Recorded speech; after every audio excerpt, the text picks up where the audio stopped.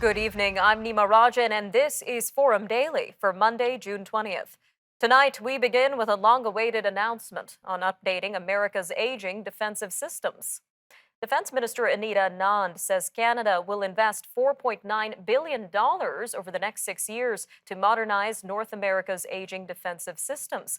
The announcement was made at a news conference at CFB Trenton, Ontario on Monday morning. Minister Anand said this is the most significant upgrade to NORAD from a Canadian perspective in almost 4 decades. The funding is the first of an estimated $40 billion that will be spent over the next 20 years. The money will upgrade the early warning system. It will include plans to build new radar networks to detect threats coming over the Arctic, as well as command and control systems and advanced air-to-air missiles. The federal government is also making some big moves in efforts to reduce plastic waste in the country. It will ban companies from importing or making plastic bags and styrofoam takeout containers by the end of this year. Environment Minister Stephen Guilbeault is publishing the final regulations enacting the ban today. The ban will also affect plastic straws, cutlery, stir sticks, and six-pack rings that hold cans and bottles. Plastic waste has been a growing problem worldwide, with an estimated 10% or less of most manufactured plastic being recycled. All right, turning to a major strike at Canada's largest railway network. CN Rail has sent an open letter to its employees responding to the work stoppage. The company says it has gone the extra mile to meet the demands of its signal and electrical workers. About 750 members of the International Brotherhood of Electrical Workers went on strike Saturday morning. They claim the railway's concessions don't go far enough. CN's chief operating officer says they're offering a 10% wage hike over 3 years, and it's offering better schedules, ensuring 2 consecutive days off, terms the union calls misleading. Tensions are also growing in Canada's airline industry. Airport security screeners are taking part in a casual Monday job action today. They are drawing attention to concerns over wages and working conditions. The action is being held amid negotiations between the federal government and the United Steelworkers Union over a new collective agreement. The union says despite hiring more than 850 screening officers since April, the federal government has failed to mandate sufficient funding for employee wages and conditions. The union's national director said while workers would be wearing street clothes, the job action would not disrupt service. All right, switching gears to an interesting online survey which looked at 1,000 employers from the employment website Indeed. It finds 4/5 of them would hire workers without job-related experience due to a tight labor market. The survey found employers are increasingly willing to hire based on skills such as communication, adaptability, and attention to detail rather than technical knowledge or training. And to add to that, experts say more companies will likely boost employee pay this year as a result of the rising cost of living and competitive job market. Statistics Canada reports wage gains for permanent workers reached 4.5% in May. RBC economist Claire Fan says elevated demand for workers is bumping up against limited supply, and companies will need to do what they can to compete in an extremely competitive environment. Major banks are some of the companies announcing increases to employee pay in recent months. Well, on a more serious note, police are telling parents to talk with their kids about online risks. This comes following the suicide of a 17-year-old boy in Manitoba. CyberTip, Canada's tip line for reporting online child sexual abuse, had an average of 20 reports a month for this type of sexploitation in 2021. In fact, it shot up to 55 a month this year and increased further to 75 reports in May. Meanwhile, a women's rights advocate says Canadians need training in order to better detect intimate partner violence. Julie Lalonde says there needs to be robust funding for that training. She testified Monday at the coroner's inquest examining the deaths of 3 women killed by their former partner in eastern Ontario. Carol Culleton, Natalie Warmerdam, and Anastasia Kuzik were killed on their properties in the Renfrew County area. This was by Basil Barutsky, a man who had been known to have a history of violence against women. On the West Coast, the BC chapter of the SPCA has cut fees for adopting adult cats in half until the end of the month. This is because it's so overwhelmed with incoming animals. Spokeswoman Lori Chortike says up to 100 cats have been rescued at a time in some cases due to hoarding situations. And she says that just this month, the SPCA took in 120 cats from one property in northern BC. Stay with us. More news from around the world coming up shortly on Forum Daily.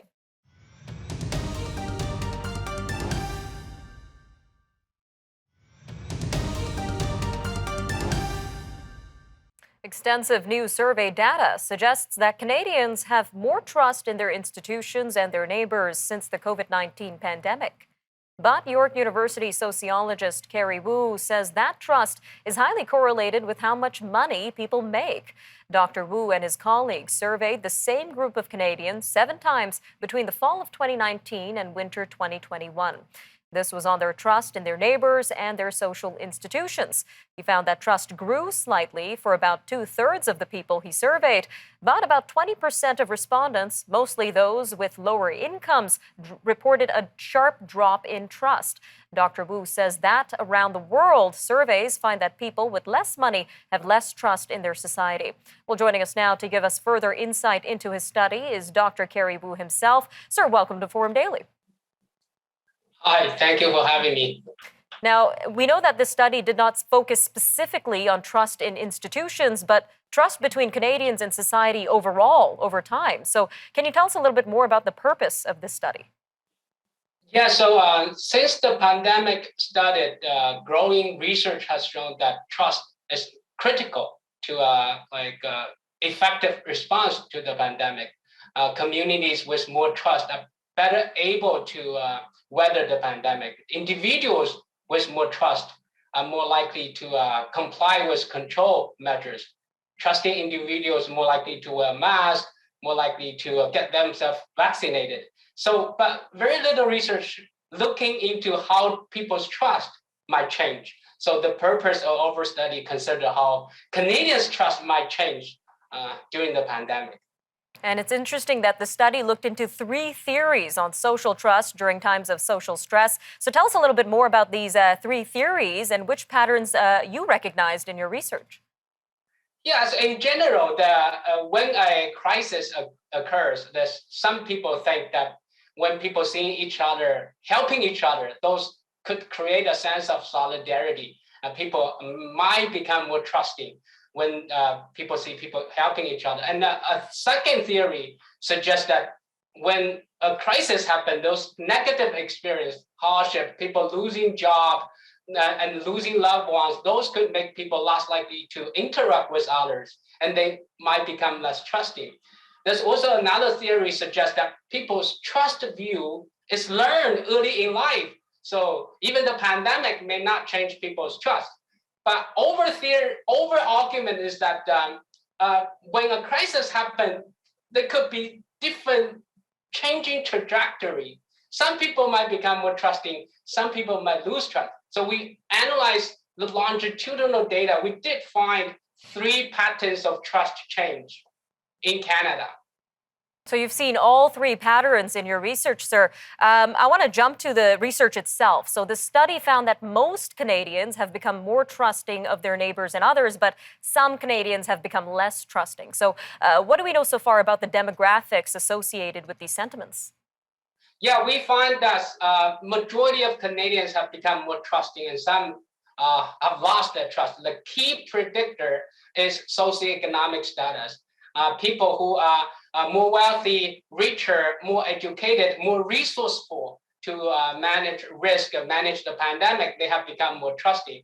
But people who are less educated and lower socioeconomic status, they have lost much of their trust. All right, and I want to jump to something you mentioned earlier, that trust is highly correlated with the amount of money people make. So why is that? And is this only associated with trust in institutions or overall trust among people?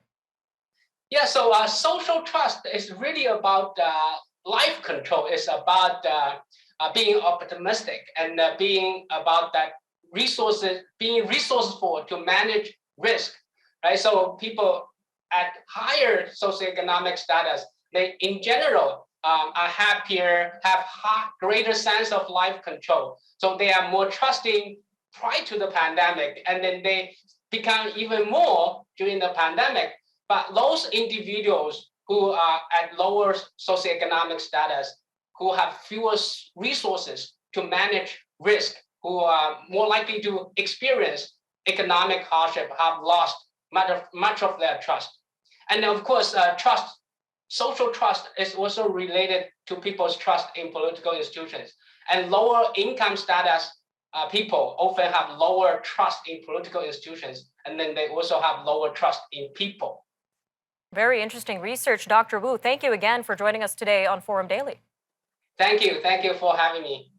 Stay with us. When Forum Daily returns from break, we'll talk about new funding for NORAD after the announcement by Defense Minister Anita Anand. We'll be right back after a short break on Forum Daily.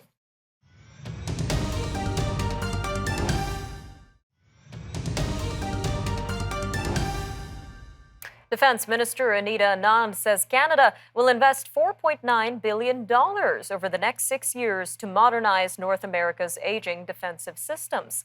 Minister Anand says the funding is the first of an estimated $40 billion that will be spent over the next 20 years. The money will upgrade the joint U.S.-Canadian early warning system known as NORAD and purchase other military assets to protect the continent. The announcement was made Monday morning, and it comes amid numerous warnings from the U.S. and Canadian military officials and experts that NORAD is badly showing its age. Well, with us now to discuss the state of NORAD and what upgrades may be necessary is Mr. Richard Shimooka, defense expert and senior fellow at the Macdonald-Laurier Institute. Sir, welcome back to Forum Daily. Thanks for having me. Now, firstly, for those who may not be familiar, what exactly is NORAD? So NORAD is a unique construct. It's actually a binational command where you have Canadian and American forces basically operating at the same desk together, collectively, jointly, and they have units, both Canadian and American, that are tasked for defending the North American continent, more aimed towards the north, but there are some assets that kind of look south and to the east and the west. And we mentioned experts are warning that the system is aging. So what exactly do they mean by that? And what is the state of North America's defensive systems currently? So the last major upgrade to NORAD occurred in the late 80s and early 90s between the Reagan administration and Brian Mulroney, as was the prime minister at the time. This was a huge upgrade to the radar sites that they're basically all in the north of Canada and Alaska, and they're trained towards any sort of Russian, or at that time it was Soviet, but now Russian sort of missiles and aircraft that might be approaching our borders from that direction.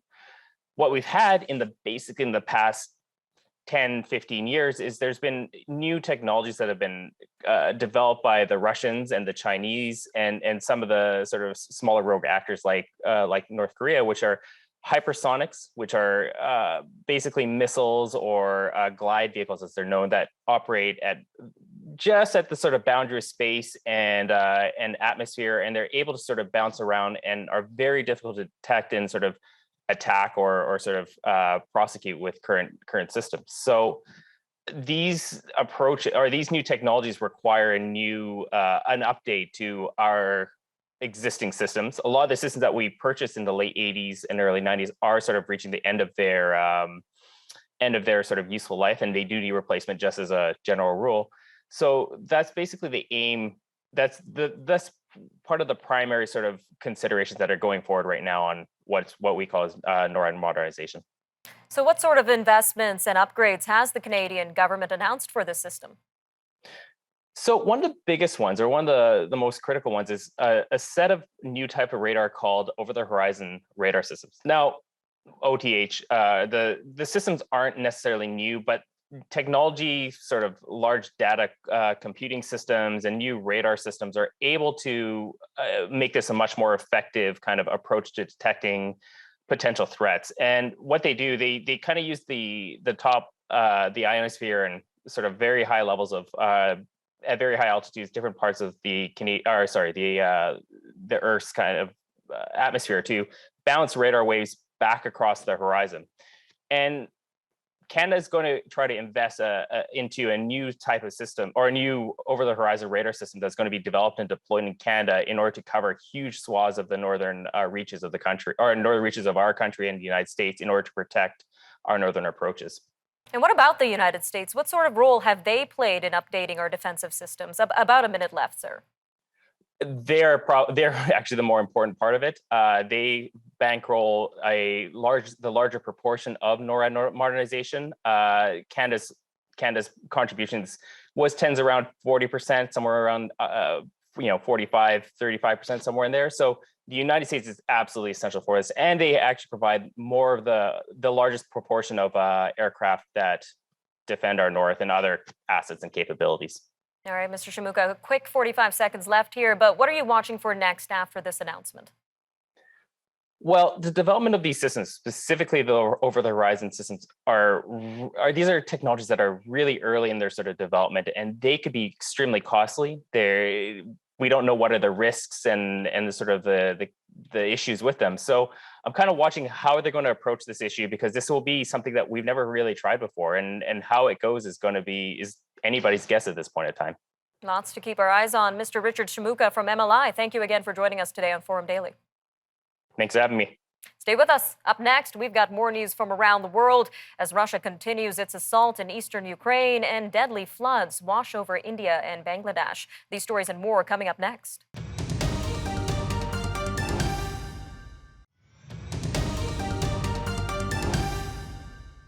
Russia's military is continuing to try to grind down Ukraine's defenses, and it's intensifying airstrikes and shelling on cities in the eastern Luhansk region. Only a fraction of the 100,000 people who used to live in Severodonetsk before the war remain in the city, but with no electricity, communications, food, or medicine. However, the British Defense Ministry says the war is not going all Russia's way, despite its superior military assets. The latest British intelligence report says Russian ground troops are exhausted. Meanwhile, Lithuania is defending its decision to bar rail transit from Russia to a Russian Baltic Sea exclave of goods. The exclave was hit by European Union sanctions in a move that drew Moscow's strong anger amid high tensions in the region. The country's foreign minister said Lithuania was simply implementing sanctions imposed by the EU, of which it is a member. Moving to India and Bangladesh now, where floods triggered by monsoon rains in the countries have killed more than a dozen people and flooded millions of homes. Authorities are struggling to deliver food and drinking water to hundreds of thousands of people evacuated from their homes. Scientists say flooding in Bangladesh has been worsened by climate change.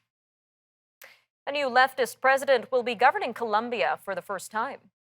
This comes after former rebel Gustavo Petro narrowly defeated a real estate millionaire in a runoff election. Mr. Petro's third attempt to win the presidency earned him 50.48% of the votes on Sunday. Now that's according to results released by election authorities. Political outsider Rodolfo Hernandez won 47.26% of the votes. The election came as Colombians struggle with rising inequality, inflation, and violence. Those factors led voters in the election's first round last month to punish long-governing centrist and right-leaning politicians and pick the two outsiders for the runoff. All right, well, in the meantime, France's far-right leader, Marine Le Pen, said on Monday that her party's extraordinary surge in the country's parliamentary election is a historic victory in French politics. Many voters in Sunday's election opted for far-right or far-left candidates, which denied President Emmanuel Macron's centrist alliance a straight majority in the National Assembly.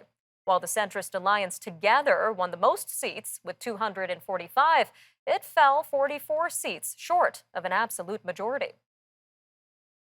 Turning to Sri Lanka now, where thousands of students from state universities marched on the capital, demanding that the president and prime minister resign. This comes amid a worsening economic crisis that is the worst since independence in 1948. Sri Lanka is nearly bankrupt. Its foreign reserves are nearly gone, and it is unable to import food, fuel, cooking gas, and medicines. Rail strikes aren't only affecting Canada. The United Kingdom is facing its biggest rail strikes in decades.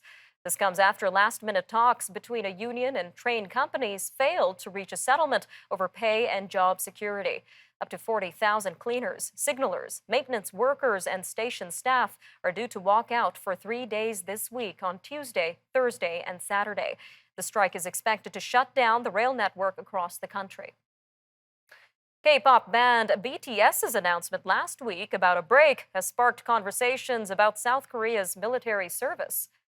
Numerous questions remain about BTS and its 7 members after the South Korean boy band said it was going to spend more time focusing on solo projects.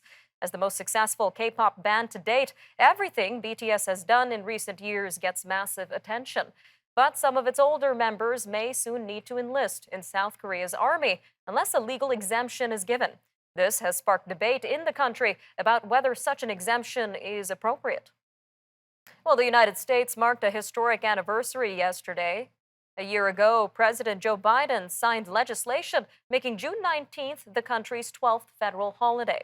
Juneteenth, also known as Freedom Day, marks the day in 1865 when Union soldiers arrived in Galveston, Texas, to order freedom for enslaved people of the state. This was 2 months after the Confederacy surrendered in the Civil War. A group of scientists in Cambodia called Wonders of the Mekong is announcing the capture of the world's largest recorded freshwater fish. The giant stingray was almost 4 meters from snout to tail and weighed slightly under 300 kilograms. The scientists say the size of the stingray was hard to comprehend. And this is a hopeful sign for the Mekong River, which faces many environmental challenges. The stingray was later freed, and the lucky fisherman who caught it was compensated at market rate and received about $600. That'll do it for your look at national and international news for today. Remember, for more news on demand, you could follow us on social media. Take care, Canada. See you next time.